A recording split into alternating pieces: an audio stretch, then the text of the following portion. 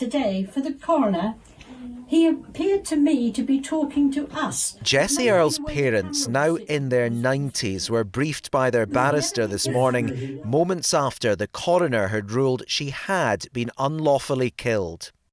We've got the right outcome. Yeah, the outcome we always wanted, and just hope that one day it would happen.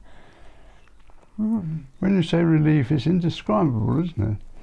And when listening to the coroner's verdict today, every word was wonderful, absolutely wonderful. Everything he said was what we've been longing for. In his report, the coroner today said on the evidence he was satisfied Jessie was murdered. The art student was aged 22 when she disappeared from Eastbourne in 1980. Her body was found in 1989 at the Beachy Head beauty spot. There were no clothes. Her bra was found with knots in it and may have been used to tie her wrists. It's 42 years since Jessie left her flat here, never to be seen again. Tonight, for the first time, it's officially recorded that her death was a crime. Some reward for the persistence of her parents, who all these decades on never gave up.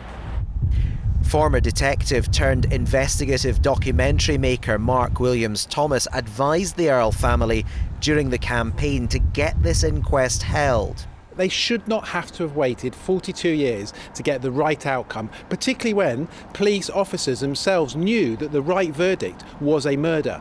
The police set about to cover this up, to stop it being a murder inquiry, and as a result of that, lost compelling evidence. And that, he believes, has prevented the killer being brought to justice. We know that because if you look at past cases, Angus Sinclair in Scotland, they directly found DNA from a knot in a bra. And had they have kept that bra, I firmly believe the killer would have been caught. And that may well have been the Scottish serial killer Peter Tobin. He's never going to talk. He won't talk about anything, any of his other crimes.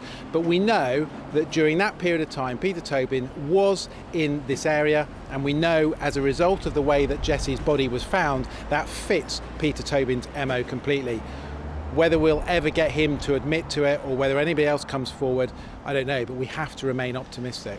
Tobin's serving life in Edinburgh prison for the murders of Angelica Clook, Vicky Hamilton and Dinah McNichol, which all happened long after Jessie's death. Her brother believes had the police acted properly, those lives could have been saved. Potentially, yes.